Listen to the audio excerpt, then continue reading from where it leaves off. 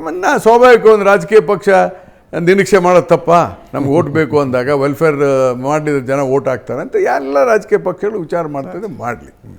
ಇನ್ನು ಎರಡನೇ, ನೀವು ಹಣ ಕಡಿಮೆ ಆಗಿದೆ ಅಂದಲ್ಲ, ಹಣ ಕಡಿಮೆ ಆಗಲಿಲ್ಲ. You write it down.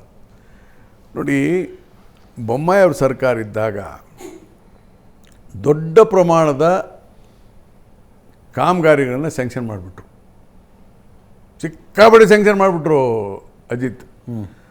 ಅವ್ರು ಹಣ ಕೊಟ್ಟಿದ್ದು 1/10 ಕಡಿಮೆ. ಅಂದರೆ 100 ರೂಪಾಯಿ ನೀವು ಸ್ಯಾಂಕ್ಷನ್ ಮಾಡಿದರೆ ಬಜೆಟ್ನಲ್ಲಿ ಇಟ್ಟು ಹೋಗಿದ್ದು 10 ರೂಪಾಯಿ. ಕೆಲಸ ಕೊಟ್ಟು ಟೆಂಡರ್ ಮಾಡಿಬಿಟ್ರು, ಅವ್ನು ನಿಲ್ಸೋಕ್ಕಾಗಲ್ಲ.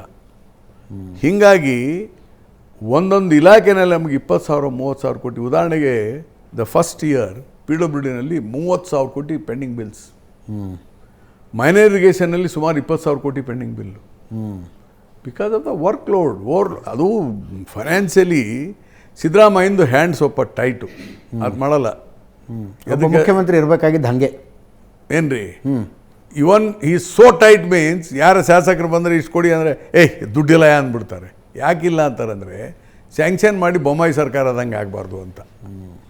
Is a real truth I am telling. Major problem ಆಗಿತ್ತು ನಮ್ಗೆ ಸಿಕ್ಕಂಗೆ ಸ್ಯಾಂಕ್ಷನ್ ಮಾಡಿಬಿಡೋದು.